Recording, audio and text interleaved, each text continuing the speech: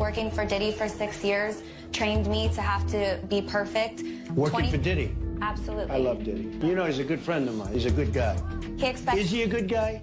I don't want to answer that Oh, question. wow. I think he's a good guy. I'm going to stick up for him. Not only should he have apologized to Cassie in that video, he should have apologized to all of the general public that he lied. Breaking news. Shocking revelations have surfaced that could dramatically reshape public perceptions of Sean Diddy Combs and his far-reaching sphere of influence.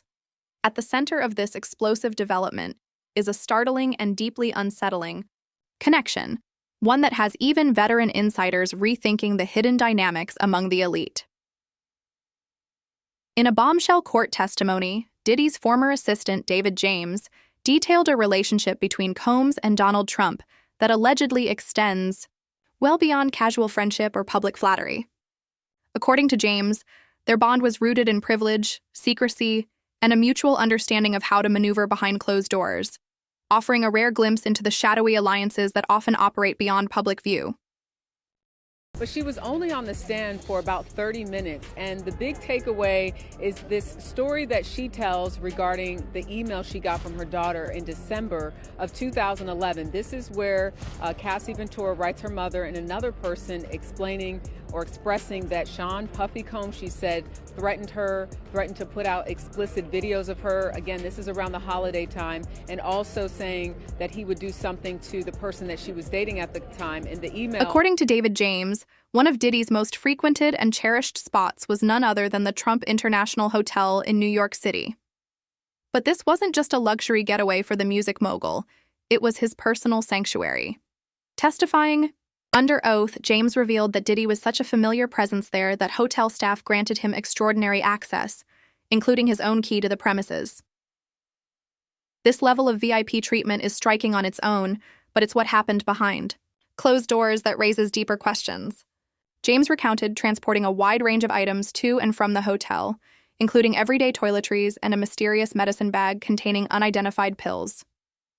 The testimony also shed light on Diddy's meticulous nature, with James reportedly tasked with preparing up to 40 different skincare products for use in the hotel's bathrooms. This wasn't just a hotel stay. It was a carefully orchestrated routine, executed with near-military precision, and it hints at a far more elaborate operation than anyone previously imagined.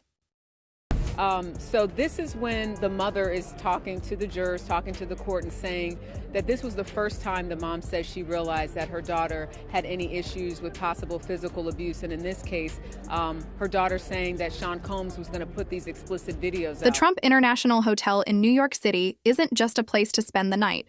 It's a fortress of discretion, a preferred enclave for the global elite to conduct their most private affairs, shielded from public scrutiny. Donald Trump himself has long promoted his properties as sanctuaries of confidentiality, and according to David James's testimony, Diddy made full use of that promise. This raises a pressing question. What kind of activities demanded such an intense level of secrecy?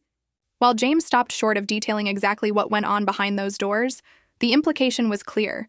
This wasn't about luxury. It was about control, privacy, and establishing a space where Diddy could operate with little to no oversight. James described the Trump International as more than a retreat. It was a base of operations, carefully managed and meticulously supplied. Adding further intrigue is Trump's own public admiration for Diddy. The former president has often spoken highly of the hip-hop mogul, calling him a friend and a model of success. But how deep does that friendship run? The timing of their association, combined with the serious allegations now emerging against Diddy, opens the door to unsettling speculation. Was Trump simply an admirer from afar? Or was he aware of what was taking place under his roof? And, if he knew, did he turn a blind eye in the interest of maintaining high-profile, profitable relationships? According to James's testimony, this was no casual friendship. It appeared to be a mutually beneficial arrangement, one that allowed Diddy to move in the shadows with a degree of impunity that raises difficult and serious ethical questions.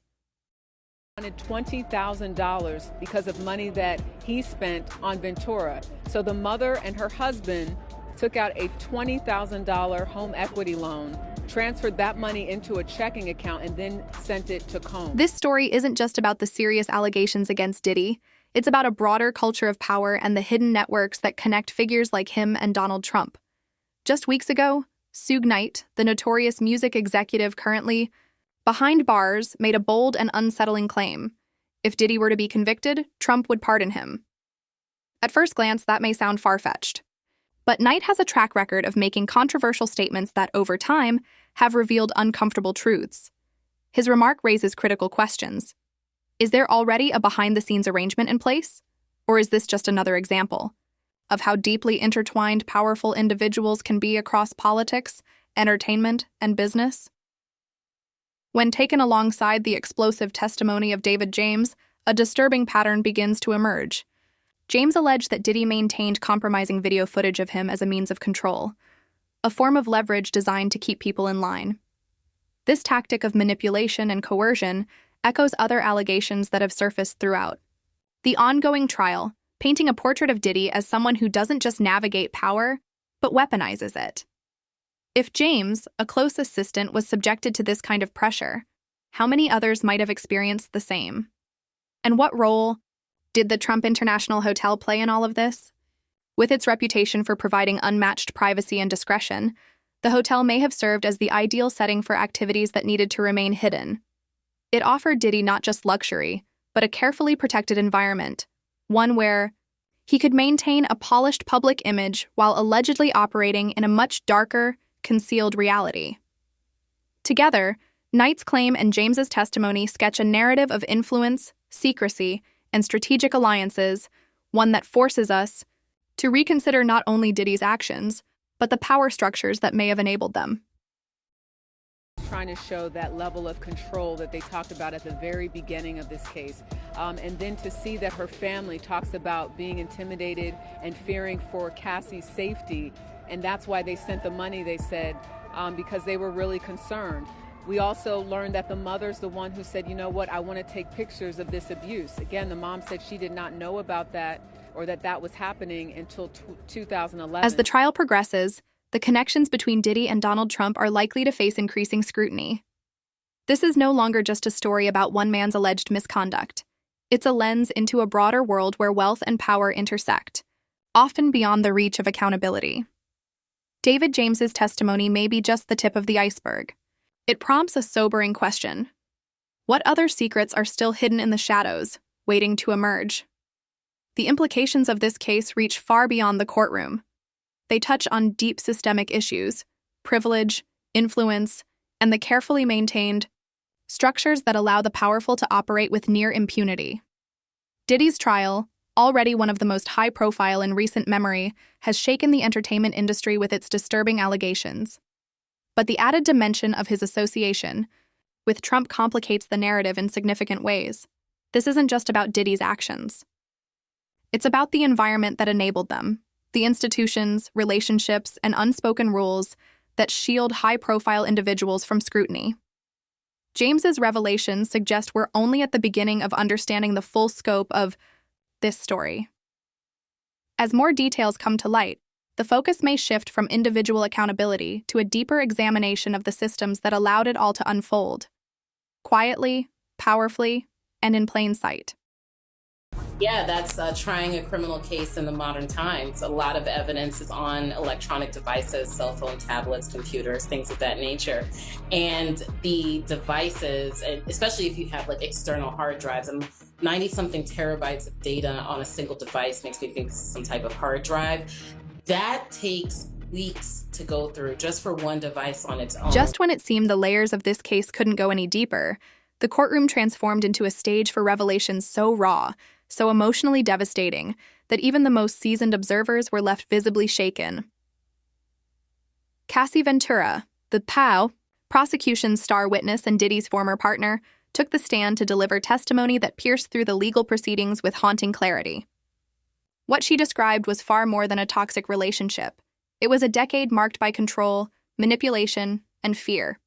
Her words painted a chilling portrait of a life lived under constant surveillance and emotional siege, one allegedly orchestrated by a man wielding immense power. But Cassie's testimony went beyond personal trauma.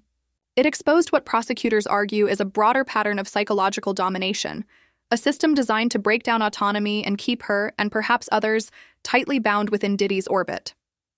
In that moment, the trial became more than a legal battle. It became a reckoning, a stark reminder of how power, when unchecked, can become a weapon, and how its victims often suffer in silence until the truth finally breaks through. To hearing that your daughter said she was concerned about those explicit videos, when it came to this idea that Cassie was saying, you know, Mom, Sean Combs is threatening to put out explicit videos of me, she said her reaction to that was she was physically sick, and that she said, quote, the tapes threw me. The other witness today, Sheree Hayes. Cassie Ventura described in harrowing detail how the so-called performances she was forced into were anything but spontaneous acts of indulgence. According to her testimony, these events were carefully choreographed, planned with the precision of a military operation. Entire teams, including security personnel and personal assistants, were allegedly mobilized to ensure every aspect was executed flawlessly. This wasn't chaos. It was control, masked as extravagance. But it wasn't just about logistics. Ventura testified that these orchestrated encounters were designed to blur the boundaries between consent and coercion, creating a reality where refusal was never truly an option. The result, she said, was a relentless cycle of compliance, one that left her feeling powerless, isolated, and trapped within a system